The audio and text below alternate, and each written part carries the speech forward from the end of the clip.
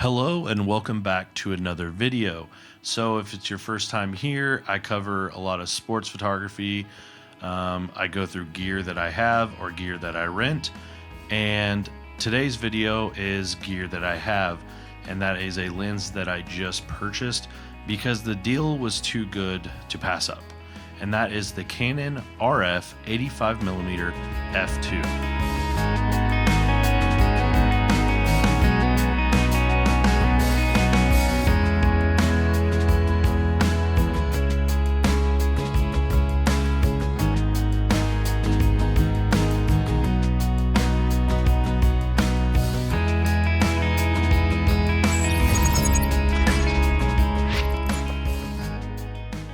So if you saw my recent video, I rented the 85 f1.2 and that lens was amazing. The problem is it's very expensive. So I knew an 85 is something that I wanted. It's a focal length that I love. I've shot a lot of sports with an 85 in the past on the EF mount. So I knew that I wanted to get an 85 prime for the RF to put on my R6s. So I've been on the lookout trying to find the right deal. Or do I just splurge and get the 1.2?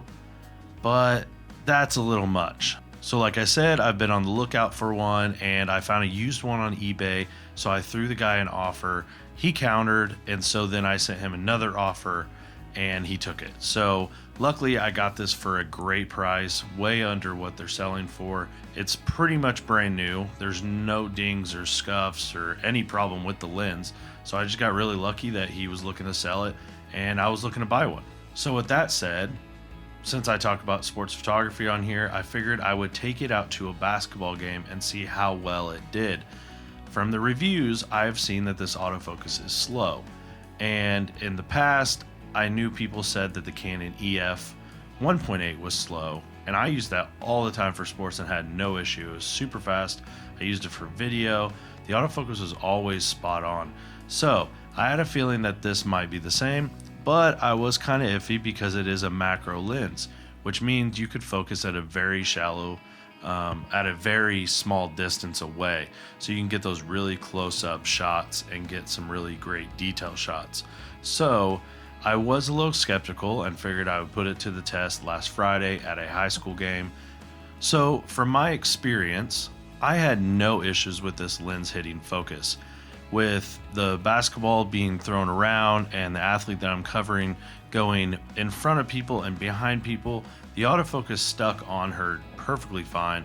Not very often, if at all, did it ever lose focus because it was too slow.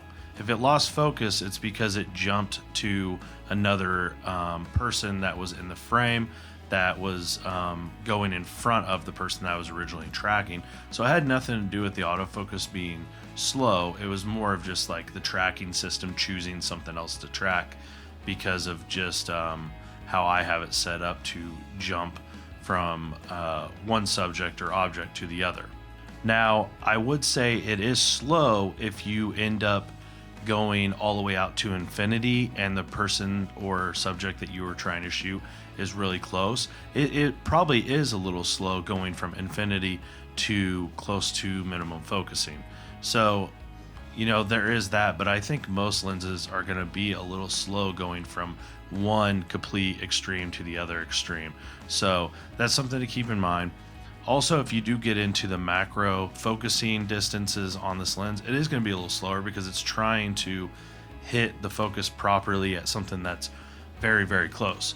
But for my instance, in sports photography, most subjects aren't that close until the end of the play if they're coming towards me, and I had no issue. The autofocus was super fast, super sharp lens, and having an f2 gave you a little extra light in these high school gyms that sometimes are dim, but this one was not dim at all. This was one of the brightest gyms I've ever shot in.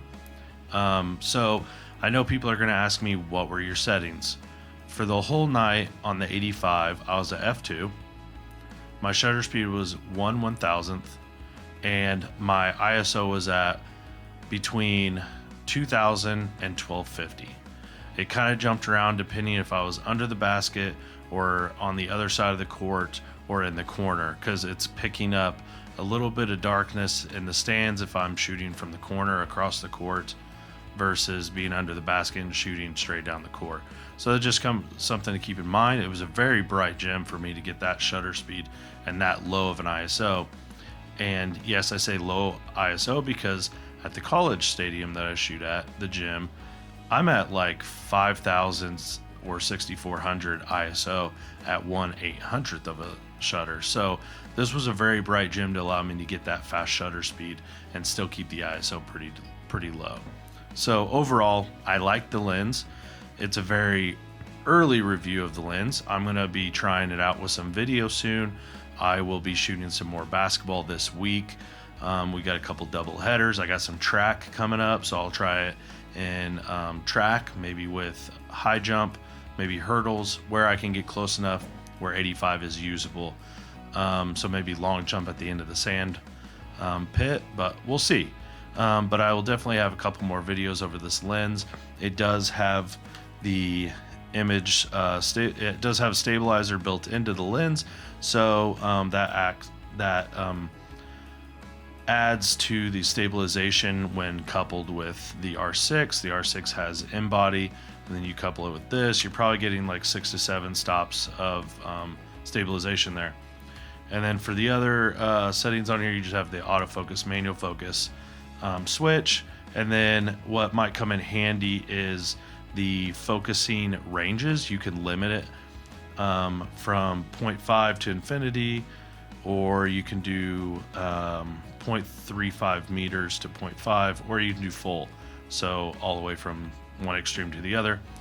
And then on the lens you do have the control ring and the manual focus ring. So very light lens, very small and very sharp, and I'm excited to get to using it more often. So it's a focal length that I have missed since selling off my EF gear.